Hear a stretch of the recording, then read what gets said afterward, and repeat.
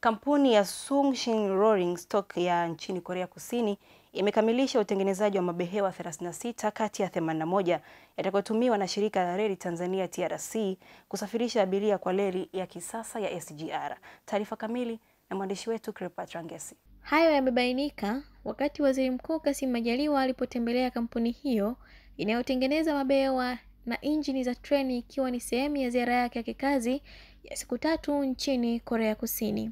Akizungumza kwenye ziara hiyo, Waziri Mkuu Kassim Majaliwa amesema ameridhishwa na maendeleo na kasi ya ujenzi wa mabehewa hayo mapya kwa ajili ya reli ya kisasa ya shirika la reli Tanzania, ambapo ameeleza kuwa mabehewa 45 yaliyobaki yanategemewa kukamilika Machi mwaka 2023. Tuko nchini Korea na moja kati ya ratiba ambazo nazitekeleza ni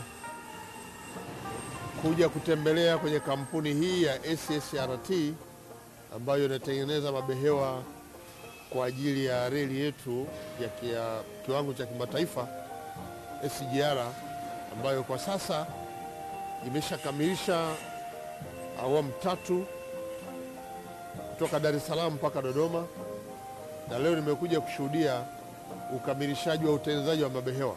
Kadhalika, Waziri Mkuu amemkaribisha nchini rais wa kampuni hiyo Shin Park aje kuwekeza nchini Tanzania kutokana na fursa mbalimbali zilizopo, ikiwemo mpango wa serikali wa kuendelea kuiboresha sekta ya usafiri wa reli. Aidha, Majaliwa ametembelea kituo cha Simul Undong ambacho ni taswira ya maendeleo ya Korea kupitia mpango wa kuiwezesha vijiji ambao unatekelezwa na mpango huo nchini Tanzania katika mkoa wa Morogoro na Zanzibar, pamoja na kushuhudia utiaji saini wa makubaliano ya ushirikiano baina ya Bohari ya Dawa Tanzania MSD na serikali ya jimbo la Chungcheongbuk nchini Korea. Cleopatra Ngesi, Mlimani TV, elimu kwanza.